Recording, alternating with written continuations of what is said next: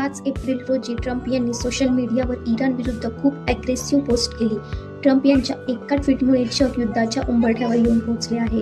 Straight of हॉर्मझ open करण्यासाठी Trump यांनी इराणला 48 तासाची डेडलाईन दिली होती आणि ही डेडलाईनची वेळ निघून गेली. म्हणूनच ट्रम्प यांनी इराणवर प्रेशर आणण्यासाठी अशी ॲग्रेसिव्ह पोस्ट केली. तर काल डोनाल्ड ट्रम्प यांनी इराणला डायरेक्ट वॉर्निंग दिली की स्ट्रेट ऑफ हॉर्मझ उघडा, नाहीतर मोठे अटॅक केले जातील.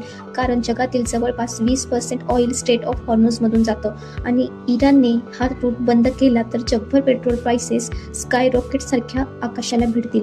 त्यामुळेच अमेरिका इराणवर प्रेशर टाकतोय. पण स्टोरी इथे संपत नाही. ट्रम्प यांनी असंही म्हटलं की जर स्ट्रेट ऑफ हॉर्मझ ओपन केलं नाही तर इराणचे ब्रिजेस आणि पॉवर प्लांट्सला टार्गेट केले जाईल आणि ते डिस्ट्रॉय केले जातील. त्यावरच इराणचा असा रिप्लाय आला की जर अमेरिकेने अटॅक केला तर आम्हीही दबावाखाली येणार नाही आणि आम्हीही अमेरिकेला चांगलंच प्रत्युत्तर देऊ. म्हणजेच जर अमेरिकेने इराणच्या पॉवर प्लांटवर अटॅक केले तर त्याचे परिणाम सगळ्या जगाला भोगावे लागतील. म्हणजेच ही सिच्युएशन आता फुल वॉरमध्ये कन्वर्ट झाली आहे. अशाच डेली युद्धाच्या अपडेट्ससाठी चॅनल नक्की सबस्क्राईब करा आणि व्हिडिओ बघितल्याबद्दल धन्यवाद.